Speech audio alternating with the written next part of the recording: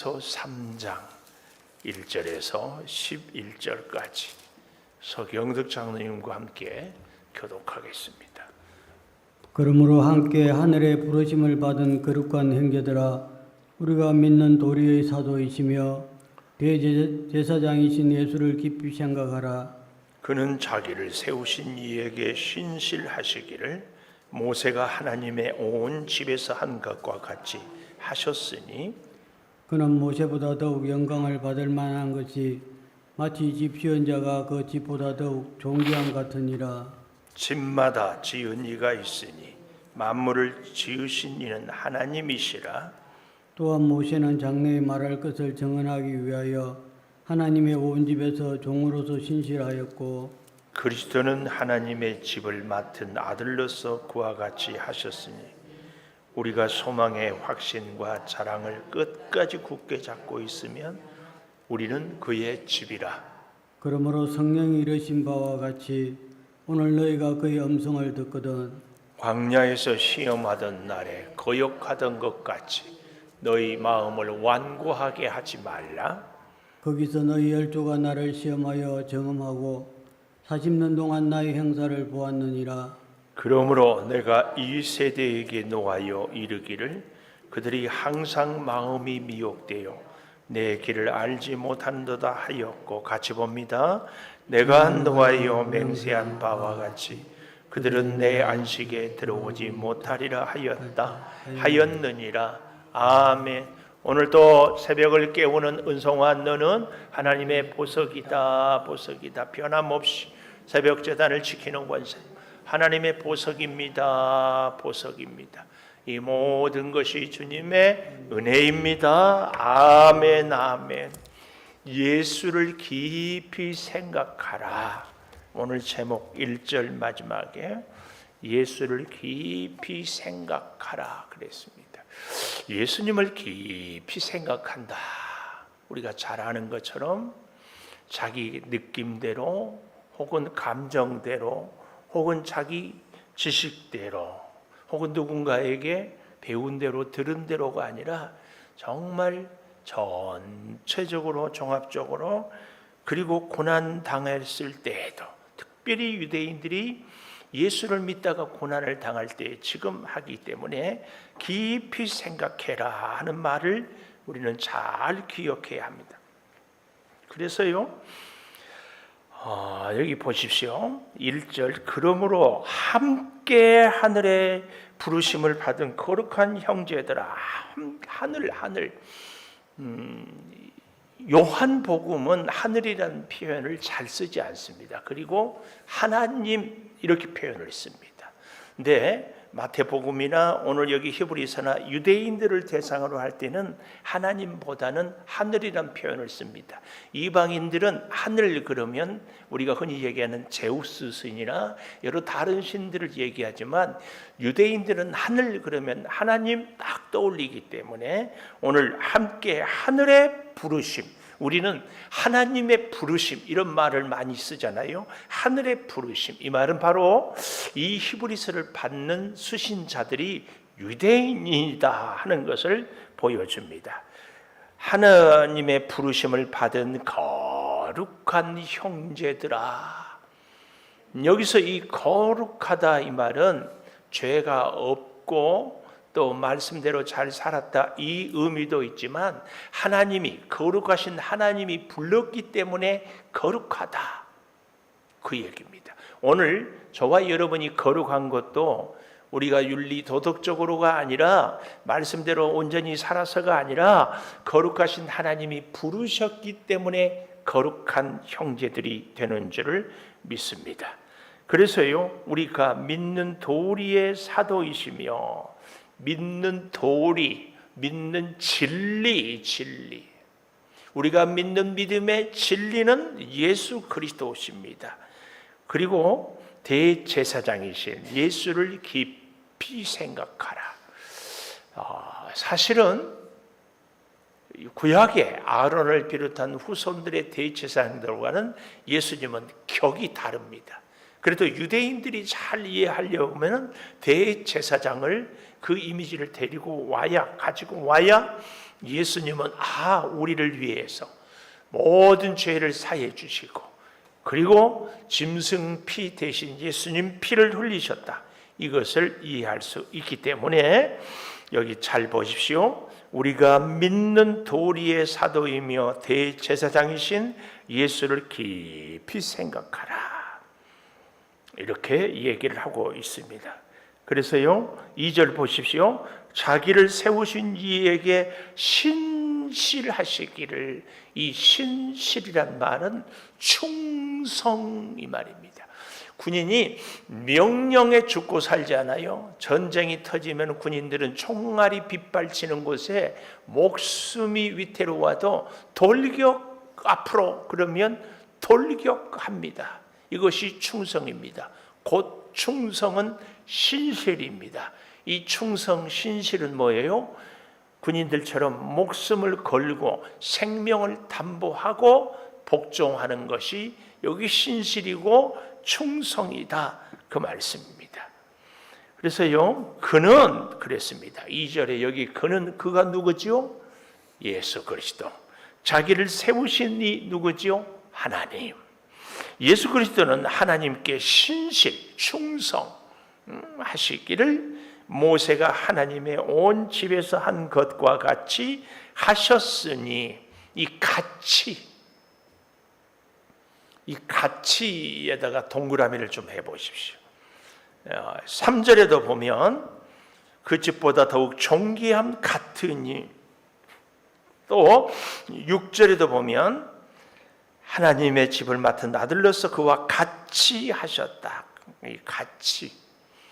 오늘 우리가요, 무언가를 말을 하고 그래서 상대를 설득을 하고 그래서 나의 주장을 전달하기 위해서는 말을 참 지혜롭게 잘해야 되는데, 그런 면에서 저는 참 많이 부족함을 느낍니다. 자, 보십시오.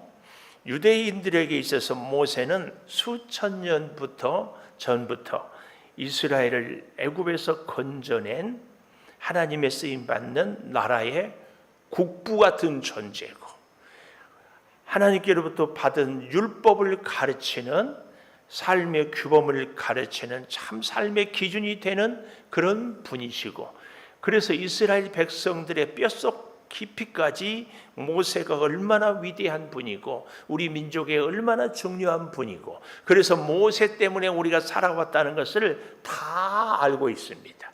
여기에 비해서 예수 그리스도는 이 히브리서를 쓸 당시만 해도 갈릴리의 한 청년, 많은 유대인들은 예수님을 메시아로 인정을 하지 않았어요.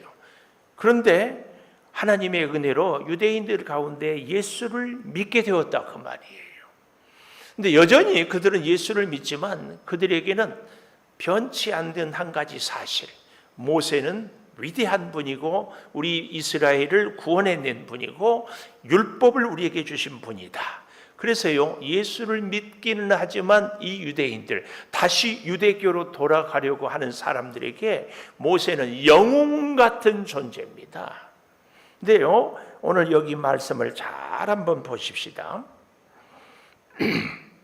2절, 자기를 세우신 이에게 신실하시기를 모세가 하나님의 온 집에서 한 것과 같이 하셨다.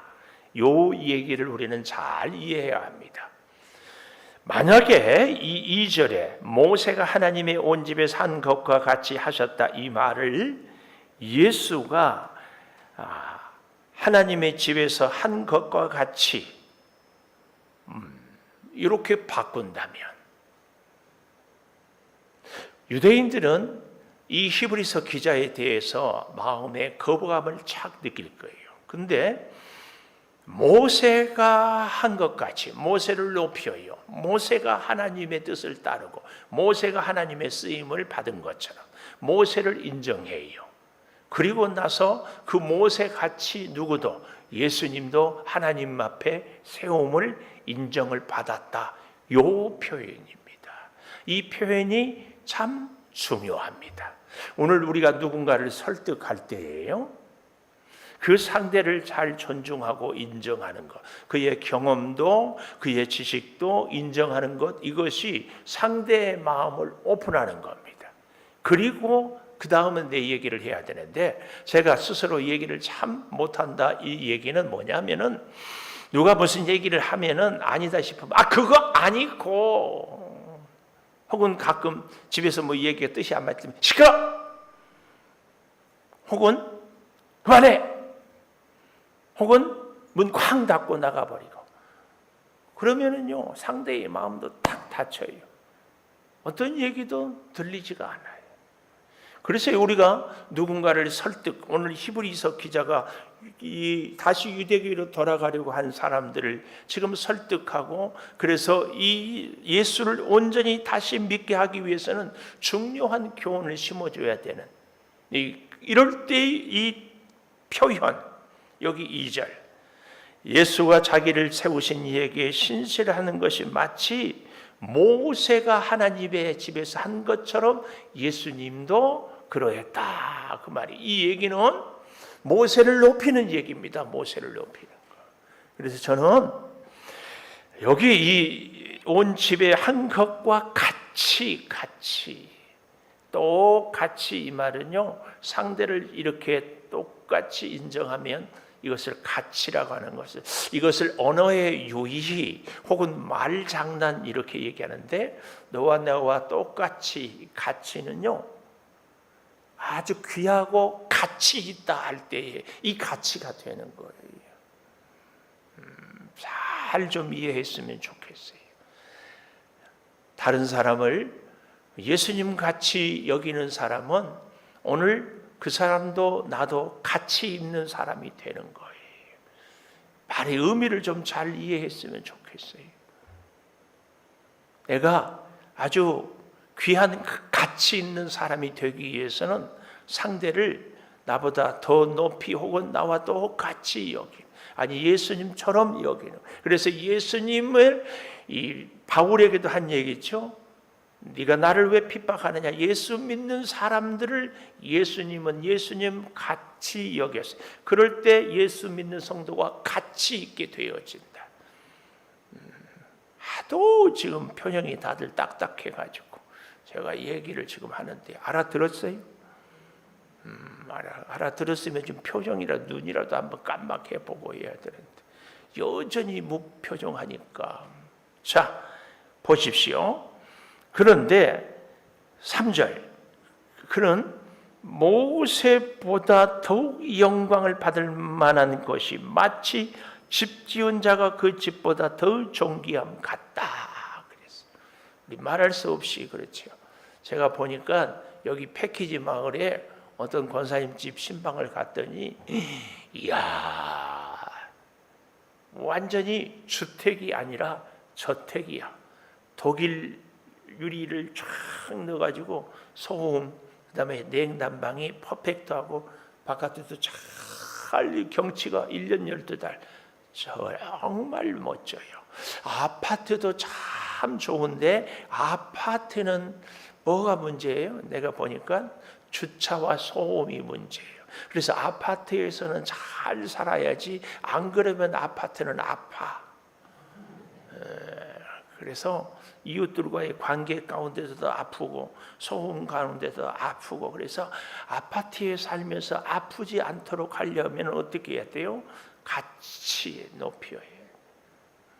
이런 것도 말 장난인데, 하여튼 제가 지금 저택을 얘기하는 것은 요 집 얘기합니다. 아무리 그렇게 좋은 집이라도 자녀가 아프거나 내가 아프면 기꺼이 팔아서 병으로 고치죠.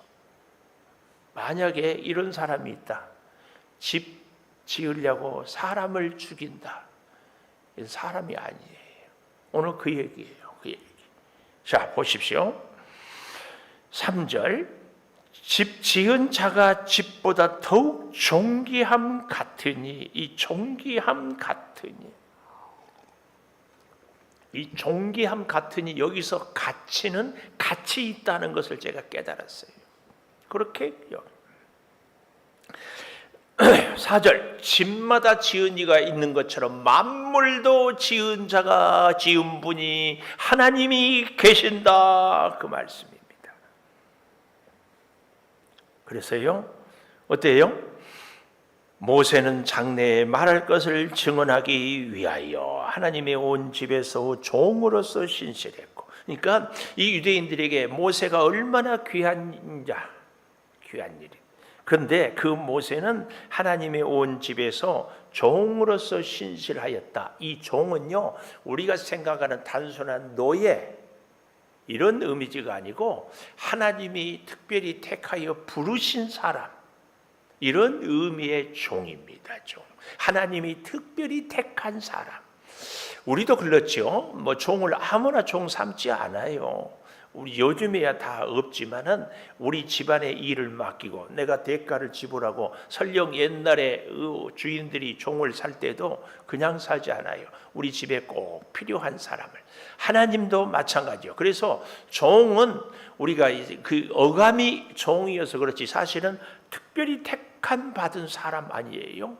하나님이 많은 사람들 가운데 하나님의 일을 맡길 만한 사람을 하나님이 모세 당시에서 얼마나 많은 사람이 있어요. 가까이는 모세의 형 아론은 모세보다 훨씬 말을 잘하는 사람이었어요.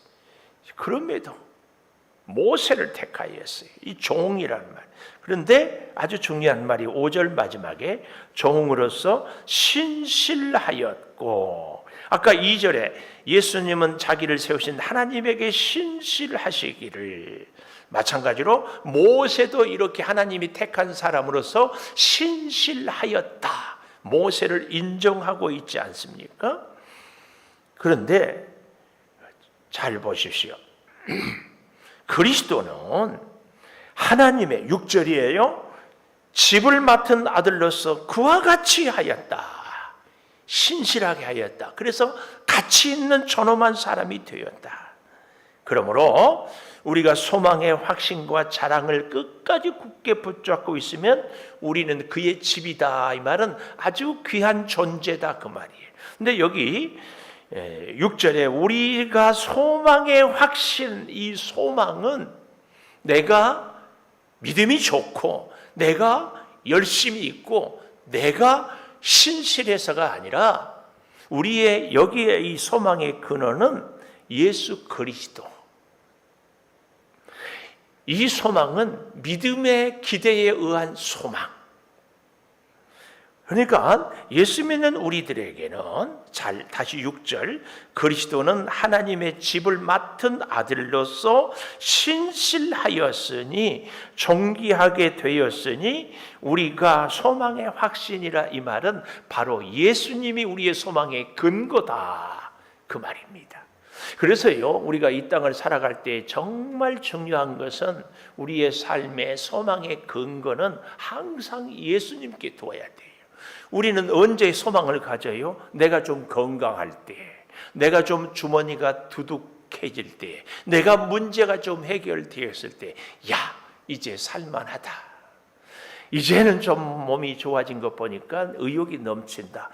대부분 이렇게 생각하기가 쉽거든요. 아니라고요?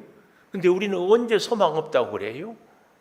내가 몸이 아플 때, 내가 가난할 때, 내 일이 안 될 때, 아이고 목사님 소망이 없어요, 나는 늘 그러잖아요. 그러니까 이런 것들은 역설적으로 뒤집어 보면 우리의 소망이 항상 우리 눈에 보이는 거, 이 세상적인 것에 소망을 두고 살았다는 명백한 증거요, 명백한 증거.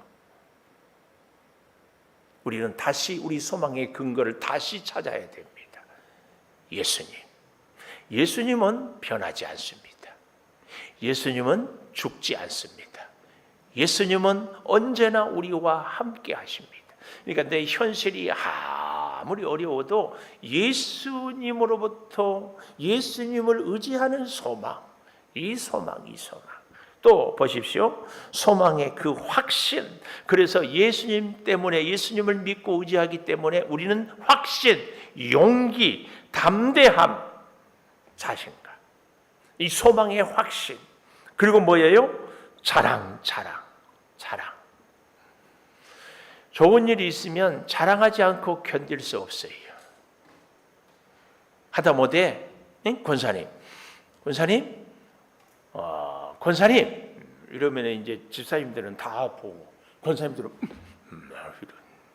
근데 권사님 보십시오.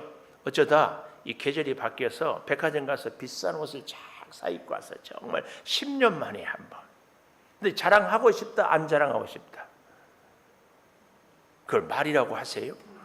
자랑하고 싶어. 근데 나 옷 샀어 이렇게 얘기하기는 어때요?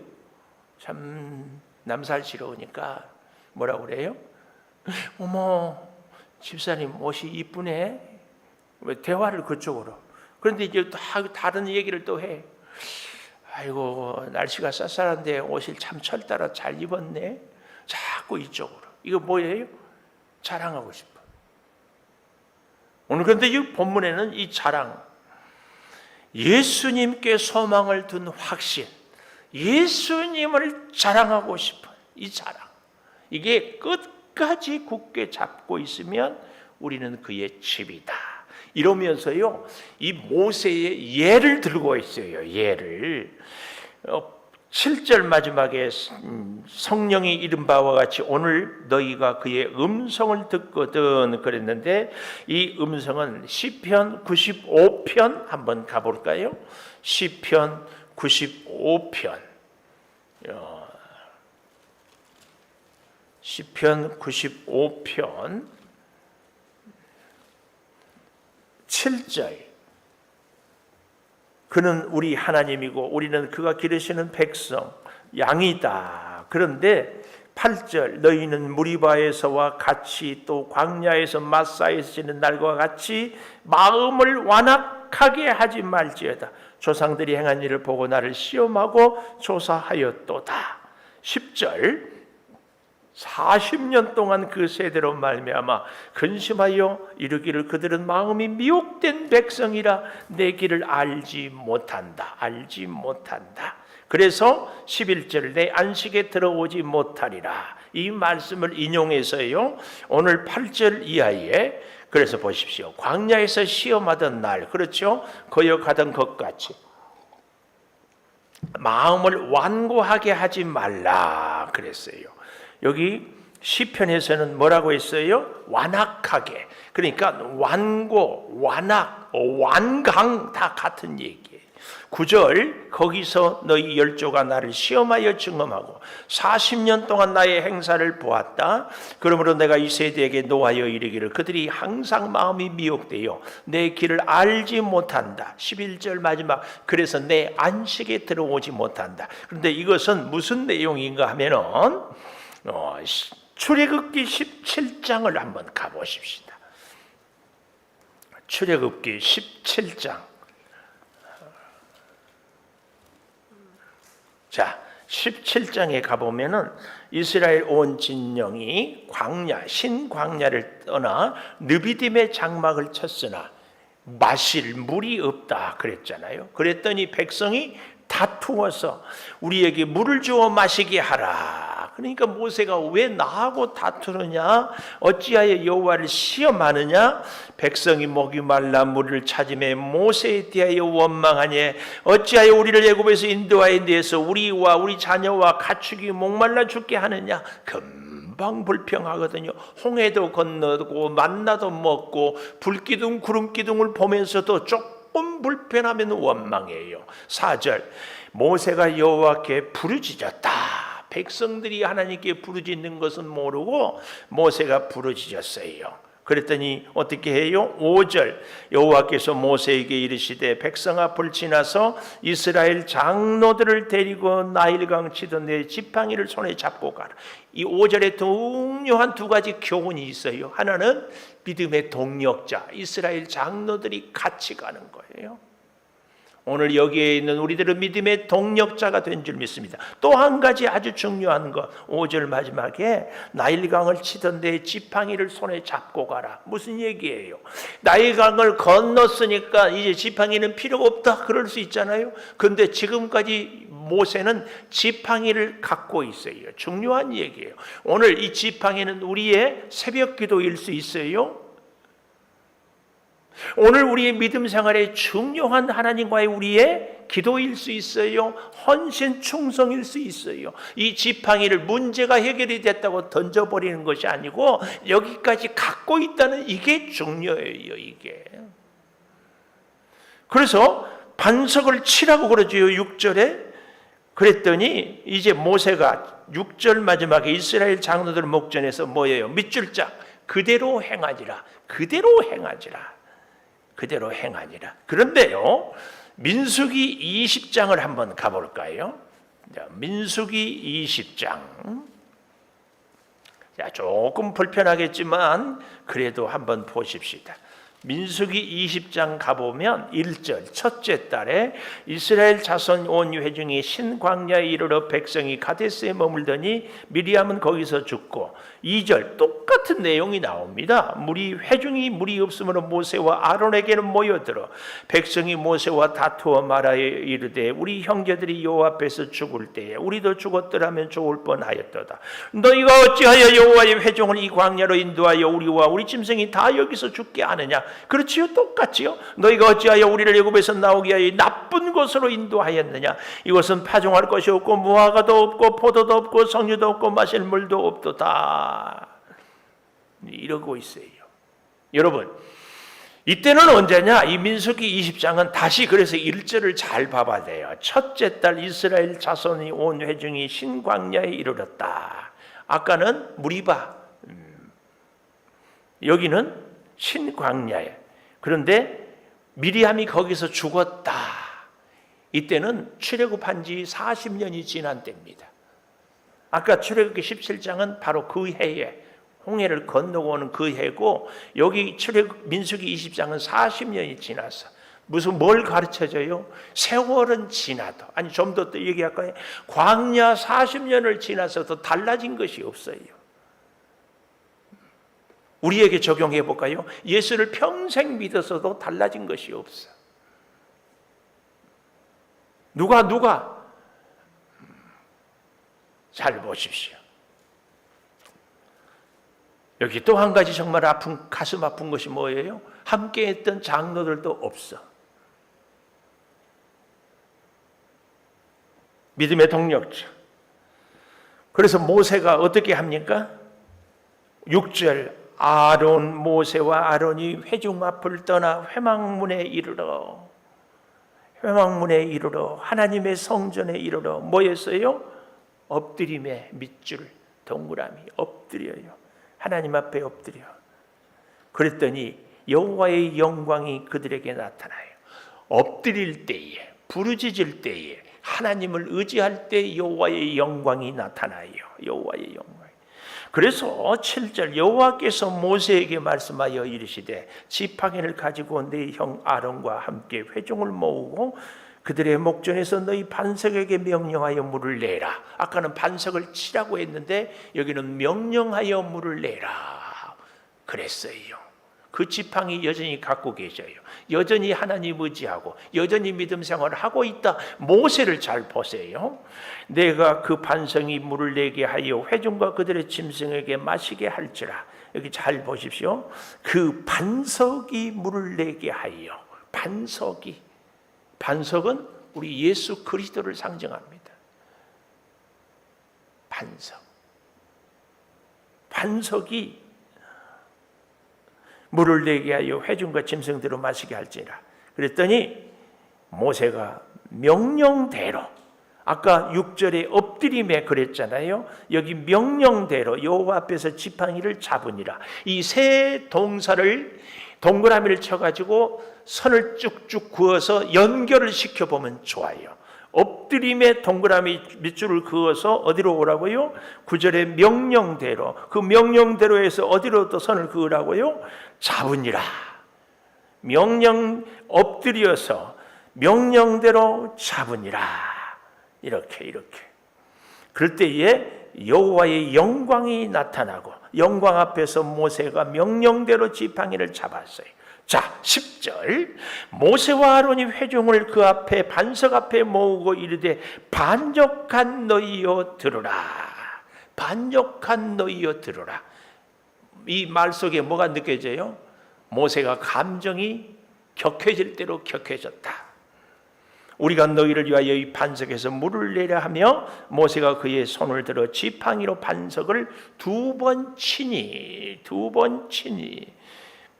하나님은 뭐라고 그랬어요? 명령하여, 아까 잘 보세요.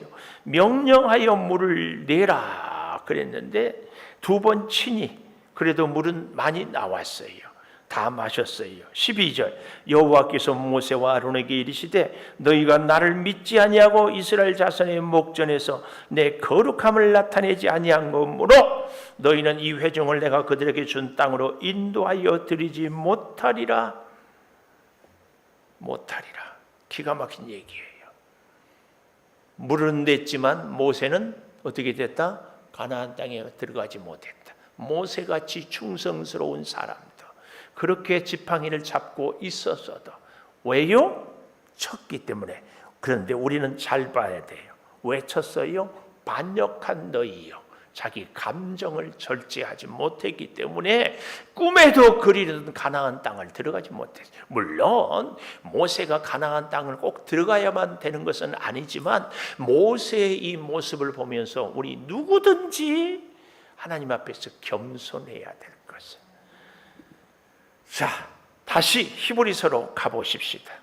그래서 8절 마지막에 너희 마음을 완고하게 하지 말라. 지금 백성들 또 출애굽 10가지 기적을 볼 때 하나님께서 바로의 마음을 완악하게, 완강하게, 완고하게 했던 것과 똑같아요. 이 완고하다 이 말은 무슨 말이에요? 뭔가 이렇게 예를 들어서 이렇게 구부려 놨잖아요. 그런데 놔두면 다시 이 스프링처럼 누를 때는 눌려 있다가 다시 원래 상태로. 이게 완고하는 거예요. 하나님의 말씀을 듣고 은혜를 받고 만나와 메추라기를 먹었는데도 조금만 불편하면 다시 옛날 기질이 팍. 이 완고하게 하지 말라. 시련을 통하여 광야의 생활 40년을 통하여 하나님께로 돌아서야 되는. 오늘 우리는 예수를 깊이 생각할 때에 첫째는 같이 우리가 꼭 기억하고 또 한 가지는 절대로 완고해서는 안 된다. 기도하겠습니다. 예수를 깊이 생각하는 우리들. 아버지 하나님, 모세가 예수님이 주의 사랑하는 일꾼들이 항상 하나님의 사랑을 받는 자같이 하나님의 은혜를 덧넘는 자같이 그래서 가치 있는 삶을 살게 도와주시고 존귀한 자의 삶을 살게 하여 주시옵소서. 아버지 예수를 깊이 생각함으로 우리가 결코 완고한 삶을 살지 않게 하여 주시니 감사합니다. 40년이 지났지만 여전히 똑같이 물이 없다고 불평하고 원망합니다. 모세는 자기 감정을 절제하지 못하고 그만 반석을 2번이나 치는 실수를 합니다. 주님, 우리도 언제든지 이런 실수할 가능성이 늘 있사오니 긍휼히 여겨주시고 주의 안식에 늘 거할 수 있도록 철저하게 우리의 소망의 확신과 자랑을 오직 예수님께만 두게 하여 주시옵소서. 지금은 우리 주 예수 그리스도의 은혜와 아버지 하나님의 무한하신 사랑과 성령의 감동하심이 영원토록 함께 하시옵기를 간절히 축원하옵나이다. 아멘. 기도하십시오.